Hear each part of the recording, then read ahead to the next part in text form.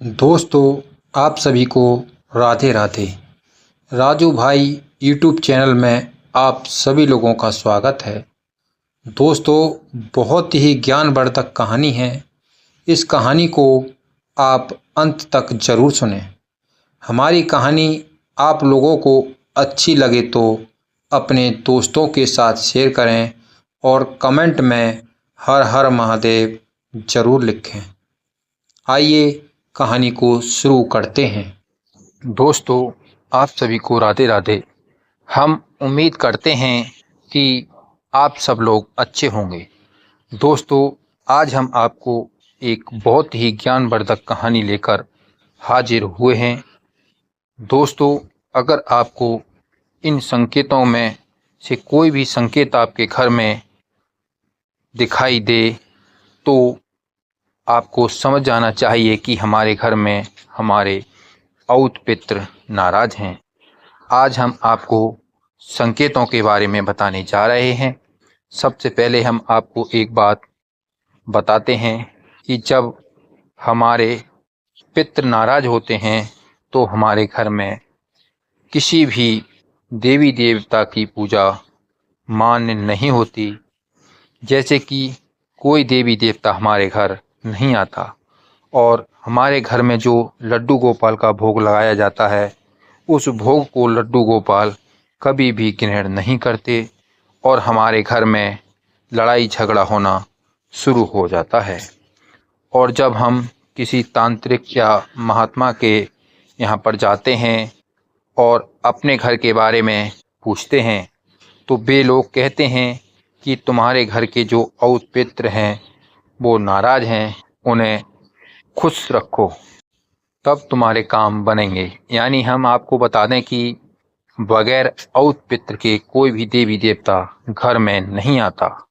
और हम आपको बता रहे हैं कि कोई भी कुछ भी कहे कि बिना तुम्हारे औत पित्र के हम तुम्हारे घर में खुशियाँ ला दूंगा या तुम्हारे घर का नाम चला दूंगा, तो वो मूर्ख है और उससे बड़े मूर्ख तुम हो, क्योंकि वह झूठ बोल रहा है, उसको पूरा ज्ञान नहीं है और तुम उनकी बातों में आ जाते हो।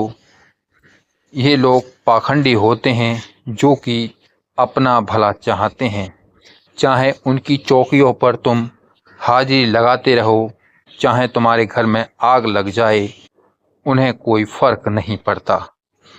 नंबर 1, जब हम अपने पितरों को भोजन नहीं देते तो उन्हें पितृलोक में बैठकर दूसरे लोगों का थूक चाटना पड़ता है, इसलिए वो नाराज हो जाते हैं। और जब हमारे घर के पितृ नाराज होते हैं तो उनके घर में जो पशु होते हैं, भैंस हो या गाय हो, वो मरने लगते हैं। देखिए, जो पितरों के कारण नहीं मरते, जब पितृ घर में नहीं होते तो गलत शक्ति घर में प्रवेश कर जाती है और जब गलत शक्तियाँ घर में प्रवेश कर जाती हैं तो वो हमारे पशुओं को मारने लगती हैं। घर में पीपल के वृक्ष उग आते हैं तो समझ जाना चाहिए कि पितृ हमारे नाराज हैं। दक्षिण दिशा की ओर दीवारों पर, छत पर दरारें पैदा हो जाती हैं तो समझ लेना चाहिए कि हमारे पितृ नाराज हैं। घर में 4 सदस्य हो, 5 हो, 6 हो या 2 हो, उनके एक सदस्य की रीढ़ की हड्डी में इतना ज़्यादा दर्द रहेगा और डॉक्टर कहेंगे कि बिल्कुल सही है, लेकिन उनकी दर्द खत्म नहीं होगा तो समझ लेना चाहिए कि हमारे घर में पितृदोष लग गया। खेती करते हो, खेती से लाभ होना बंद हो जाएगा और यही कारण होते हैं। और फिर हम लोग बोलते हैं कि किसी ने हमारे घर पर कुछ करवा दिया। भाई, ये कुछ नहीं होता, केवल एक ही कारण होता है कि तुम अपने पितरों को भूल गए। तुम लोग कहते हो कि हमारे घर में पूजा नहीं होती, हमारे पिताजी कभी नहीं पूजते, हमारे बाबा कभी नहीं पूजते थे। तो आज हम आप लोगों को एक बात बताने जा रहे हैं कि याद रखना, पितृदोष तीसरी पीढ़ी को ज़्यादा परेशान करता है।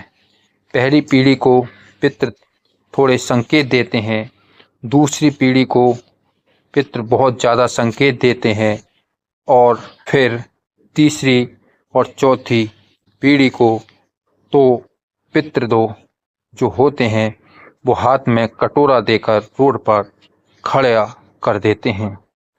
दोस्तों, इस कहानी से हमें ये शिक्षा मिलती है कि हमारे घर में अगर परेशानी बढ़ रही है, कलह कलेश हो रहा है, जमीन जायदाद में फ़ायदा नहीं हो रहा है, तो केवल और कोई दूसरा कारण नहीं, केवल हमारे घर के जो औत पितृ हैं वो नाराज़ हैं। उन्हें खुश करके अपने घर में स्थान देना चाहिए। दोस्तों, हम दिल से आशा करते हैं कि ये कहानी आपको अच्छी लगी होगी। इसी तरह की ज्ञानवर्धक कहानियों को सुनने के लिए राजू भाई यूट्यूब चैनल से जुड़े रहें और यदि चैनल पर पहली बार आए हैं तो कृपया चैनल को सब्सक्राइब करें और बेल आइकन को प्रेस करें और वीडियो को एक लाइक ज़रूर करें और कमेंट में हर हर महादेव लिखना ना भूलें। दोस्तों, आज हमारी पूरी कहानी सुनने के लिए आप सभी लोगों को दिल से धन्यवाद।